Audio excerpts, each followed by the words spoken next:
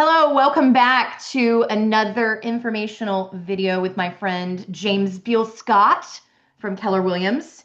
Hey, And today we wanted to talk to you about some things you may not see in a real estate transaction that your agent, your realtor, is doing for you, right? So, some things that they're doing such a great job of bridging gaps that you're like, I had no idea that he was doing this. So, James, break it down for us. Give us some scenarios of things that you're doing for clients that they may not even know you're doing. one thing I really do for my client, once we get pending in the house, one thing I really do is I analyze what's going on with the house, the data, making sure actually before you're pending with a house, you go to a neighborhood in a certain county, making sure that the taxes are right, the school system meets your criteria, making sure that the crime report's right. That's a huge one. The Even crime have report. Yeah, Oh, I even wow. have a lot of my buyers drive through neighborhood after dark just to make sure they feel comfortable in the neighborhood, especially if they have kids. Um, So, you're Teaching them doing this before they even put an offer on the home, is that even right? before they put an offer in on a home, I do this. I Okay. want to make sure they feel safe, but I don't want to have buyer's remorse, and I Yeah. don't want people to feel like, you got forced into buying this house because it's everything else. I want to be something you truly love, something you truly enjoy. That's one thing that I'm really big about doing for my clients, for all my clients. Right. Not all agents are equal. I mean, let's be honest, real Sure. estate is a sales gig, and some agents are in it for the paycheck and the sale. Um, some agents like James are actually in this for life. They care about their clients, and you want to service them for every home they purchase, right? So you're never going to get them into a bad deal. No, no. Um, Really big on reading the contract, making sure they understand the contract, giving them a list of vocabulary words like, what is earnest money? How does earnest money work? Everything, the neighborhood reports, really big in making sure that you understand. I mean, you might feel like you can be a realtor by the time I'm done with you. I mean, just really doing all that stuff just to make sure that from start to finish, I'm really assisting you with everything. So you have a clear understanding what's going on, and all that comes before we start bridging gaps together. But I want you to feel secure, safe, and knowledgeable. Key thing is knowledge, because you're going to see a lot of things on TV, a lot of things, on the radio, and a lot of friends. So I make sure I give you knowledge, then I give you resources behind the knowledge. So it's just not what comes out of my mouth. You actually have written down information about this. And when consumers, buyers, sellers are hearing these things in the media, it creates a lot of confusion, Sure. right? And so having a consummate professional help, explain everything, guide you through the process is key. You're not going to lead them astray. And a lot of times these consumers will ask you about things they're hearing in the media as well. And Sure. you have to Absolutely. break that down, right? Absolutely. First of all, why wouldn't they? This is not buying a car, is not buying, you Right. know, something simple. Not that a car is simple, but this is a major deal. Large purchase. So actually I take time and I like people to understand that. We hear stuff with national media. They're talking about the country as a whole. We're talking about a micro, we're a small piece. So this neighborhood inside this medium-sized city is absolutely has great activity. We're not concerned what goes on in New York, Las Vegas, or California. We're only Right. concerned what goes on in our neighborhood. Is this a good purchase for you? Does this neighborhood have a great history of appreciating? In case this is your first house, I give you all the data to support everything that I'm telling them. So therefore, they know I'm telling them the truth. We Hmm. show them the data, so therefore they can move forward. They clearly understand like this is a great starter home, or this is a great home that we can retire in, or a Hmm. medium-sized house because our family's growing. Whatever you want, but we make sure that we go through all the data so we can kind of cancel out all the noise because what's going on in other cities and other states doesn't necessarily have to do with North College Hill and Cincinnati. It doesn't Hmm. have to do with Mason, Ohio, in the greater Cincinnati area. This has to do with what's going on actually in those areas and not everything that's going on across the country. Yeah. So when we were prepping for our video and talking about some of the things that you do behind the scenes, you actually mentioned, bridging the gap of communication with all of the people involved in this transaction. Can you go into that a little bit? Yeah, first of all, first of all, it starts with you, the loan officer. Making sure that you're going over things with them, and they're like, "All right, cool. I don't have a clue what she just talked to me about." Right. And I said, "All right, cool. Let's go over the conversation. Now take time out and start going over it. Like, what is this? Why do we do this?"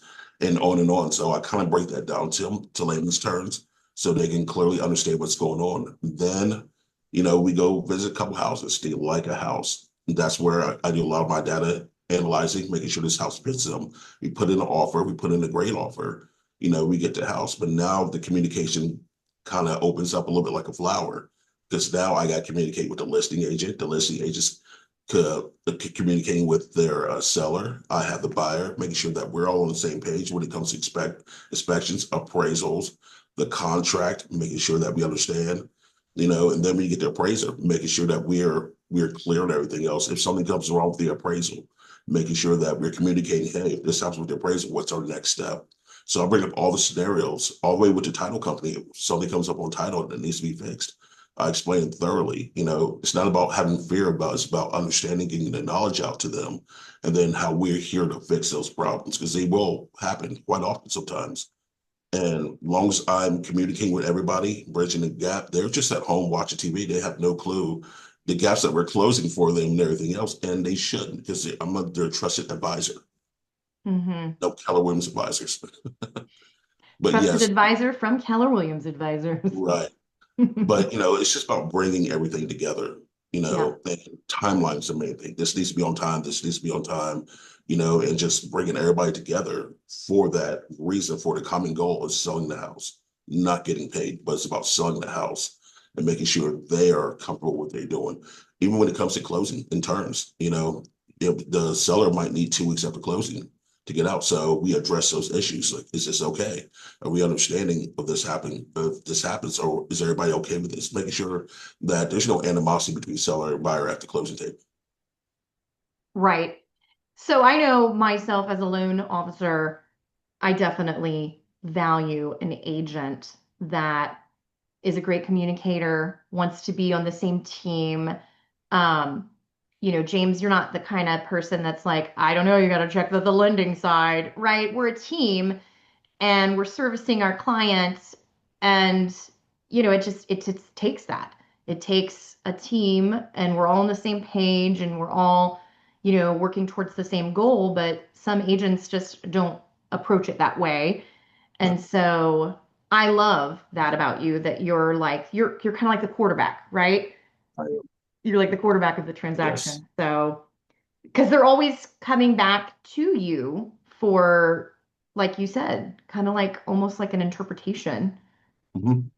So, Yeah. A lot of your buyers, especially young buyers, first time home buyers, they ask questions after closing. You have yes. to, and I always call it review preview. So we're going to review this all over again, and you have to do it 2 or 3 times in a row, or not in a row, but within a month's period of time, and Yeah. that's okay because this is new to them. And the whole thing is, my son, my sister, my parents get something. I want them to be very comfortable with what they're getting, and comfortable about who they're working with. And I can't bring any drama to the table. Like, I'm here for that. That's my job, to take that and to fix it and explain why I'm fixing it and how to make it easier for them.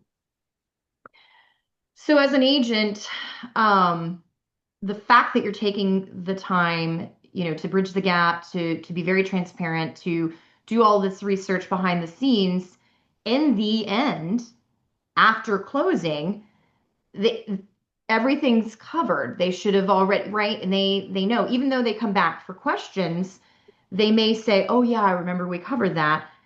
People can only handle what they're ready to receive, right? At the moment. That's what I've So, learned in lending as well.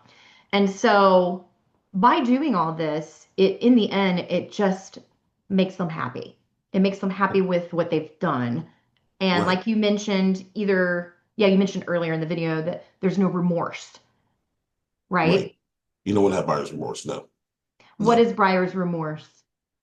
Well, when you buy something and you regret it, pretty much, just to break it down simple, you completely regret it. You feel like your agent sold you something to get a check, and that puts a nasty taste in people's mouth. And they weren't informed on some things. Right. I mean, I've had buyers before, they're like, oh, we'll take this. And I looked at their body language. Their body language said, no, we don't want this, but we take it because we feel like we're running out of time. Those are things that buyer's remorse. Now, if I were an agent that would say, all right, cool, I got the contract, I write it up real quick, I wouldn't be a great agent. But I had conversations with them, calm their anxiety down. We don't see we want on the market. Calm down. We still have time. And then that's why I do my research. I've knocked on doors.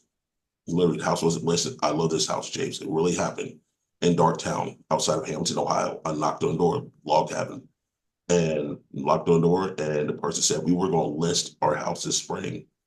And Wow. I said, let me tell you something. I will say, they said, we have a listing agent. I said, that's fine. I'm not trying to list your house. I have clients who want to buy your house. Said, we want to fix the house up a little bit more. I said, can I take my clients through it? I said, yes, you can. And then I came back, I called the lady, I'm not gonna put her name out there, but I called her and she said, well, they don't want you to do nothing to the house. I said, what do you want for it? I said, what you want? Their listing agent, she got paid. She didn't do nothing. She did nothing. And I didn't care because it made me happy that they have their dream house. And the greatest thing about it is it sits out right outside of 7 Mile Creek. It's just a beautiful house. It's a log cabin, beautiful house. And I get to house sit for it every 3 or 4 months. I get to house sit. So I just go out there, relax, and listen to the water, literally, So because that they brings love me to it. this other, when we were prepping, that's another thing you stated that you look for homes for your clients that may not be listed on the multiple listing service or online. Yeah, I do. And That this was is a great my example. These clients said, I love this home. Wow, what a story. yeah. I mean, you never know what people are thinking. You just never know. And obviously, I'm not going to go down Winsong Drive and knock on every house. But if you say you really love this house, what else could happen? Jehovah's Witness knocks at your door. Why can't I? Right. You There's know? the Jehovah's Witnesses, right? Or Yeah, James Bill Scott, who's going to that's try to right. get your house sold. Right. And it worked out. It really It worked out. sure It was did. a great Wow. story too. That's a great story. Well, with that being said, that is the basically the boiling down of this video topic is there are agents out here that are working behind the scenes for you to make sure that you're very happy with the purchase that you made, that you're going to refer all your friends and family, quite frankly, because that's the goal here. We want to help your friends and family. He's never going to put you in a bad deal, is what you said, right? Everything I can, I will not put you in a bad deal. Yep. Yep. Always. Okay, well, as usual, James, this has been very enlightening. And until the next time that we have our little video podcast, any questions, please do reach out. James is a great resource, and I'm Jessica Benge. I'm happy to help as well. Thank you, Thank James. you. You're welcome.